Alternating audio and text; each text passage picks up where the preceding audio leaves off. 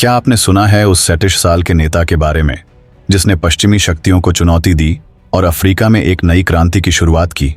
Ibrahim Traore, Burkina Faso के राष्ट्रपति, जिन्होंने 2022 में महज 34 साल की उम्र में तख्ता पलटकर सत्ता संभाली।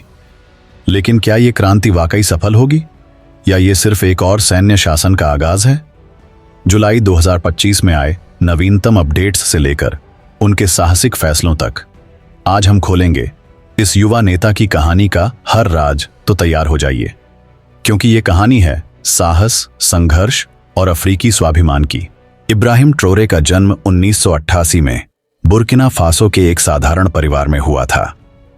एक शर्मीले स्कूली छात्र से शुरुआत कर वो बुर्किना फासो की सेना में शामिल हुए और जल्दी ही अपनी बुद्धिमत्ता और साहस के लिए जाने गए। सितंबर 2022 की एक ठंडी सुबह, जब देश आतंकवाद और अस्थिरता से जूझ रहा था, ट्रोरे ने महज 34 साल की उम्र में एक तख्ता पलट का नेतृत्व किया।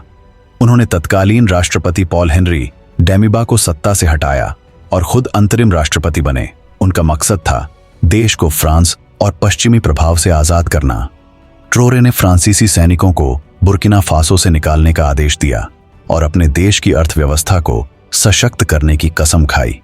उनकी लोकप्रियता बढ़ी क्योंकि लोग उन्हें थॉमस सांकारा जैसे स्वतंत्रता सेनानियों का उत्तराधिकारी मानने लगे। लेकिन क्या यह साहस उनकी कमजोरी बन सकता है? ट्रोरे ने अपने नेतृत्व में कई साहसिक कदम उठाए।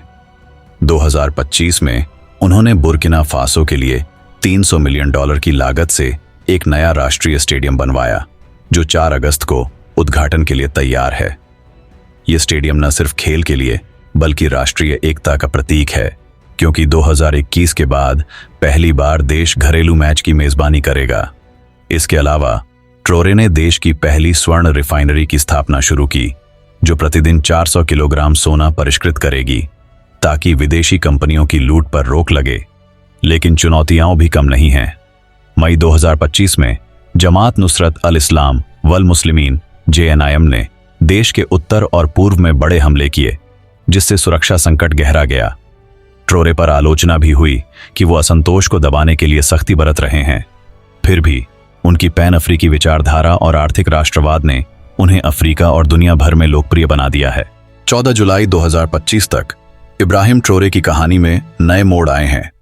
हाल ही में गाना के फिल्म मेकर लिल विन ने उनकी biopic captain Ibrahim Traore the last African hero की घोषणा की, जो 2 अगस्त 2025 को कुमासी SG मॉल में प्रीमियर होगी। इस फिल्म में ट्रोरे के 2022 तख्ता पलट और उनके पैन अफ्रीकी संघर्ष को दर्शाया जाएगा। लेकिन इसने विवाद भी खड़ा किया, क्योंकि कुछ लोग इसे गाना बुर्किना फासो संबंधों में तनाव पैदा करने वाला मानते हैं।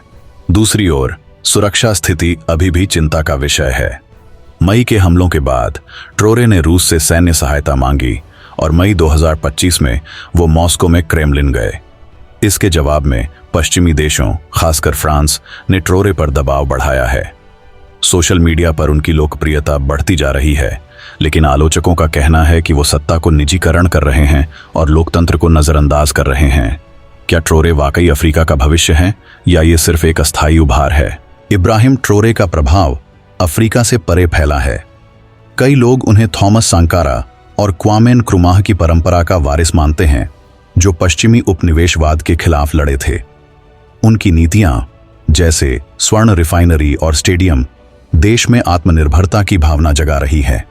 लेकिन विशेषज्ञों का कहना है कि शांति और मजबूत संस्थाओं का निर्माण उनके लिए बड़ी चुनौती है। 14 जुलाई 2025 तक ट्रोरे की लोकप्रियता सोशल मीडिया पर चरम पर है, लेकिन असंतोष और आतंकवाद उनकी राह में रोड़े हैं।